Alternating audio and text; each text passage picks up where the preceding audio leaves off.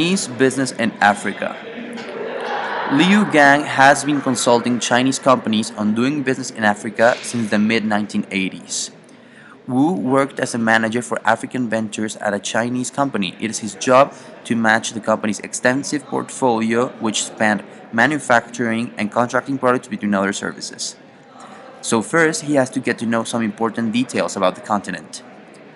There are three areas which China needs to focus in Africa: primary resources from Africa to China, FDI from China to Africa, including new investment opportunities such as land acquisition, and outsourcing of farm production, particularly of staples and biofuels.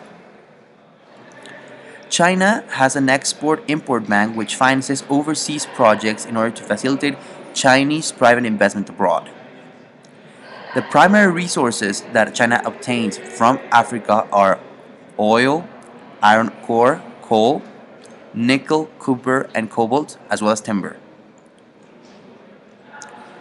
Oil. China is the second among oil-consuming countries. Iron ore. In 2009, a contract was signed between China and Liberia. Liberia is one of the biggest iron producers in Africa. Coal. China used coal to generate 69% of its primary energy and 80% of electricity. Nickel. To get all of these metals, the best option to go is Congo. Timber. Mozambique and Tanzania exported over 50% of their timber to China for the manufacture and later exports of plywood and flooring. China exports to Africa mainly are household utensils, mechanical and electrical products, automobiles and motorcycles, consumer goods, telecommunications, as well as textiles and clothes.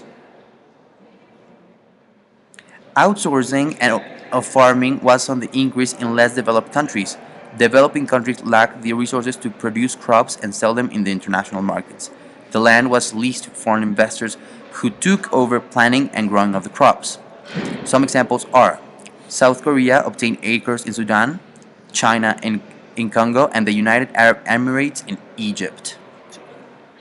Africa had plenty of land but lacked the sufficient production, while in China there was a shortage of arable land and experience in agricultural production. As a conclusion, we would like to say that there are bad things and good things about the case.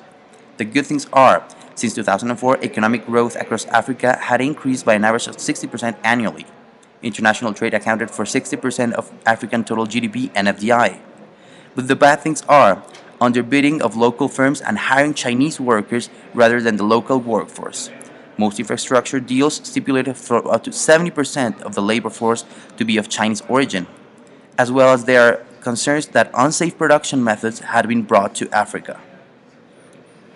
Thank you for watching.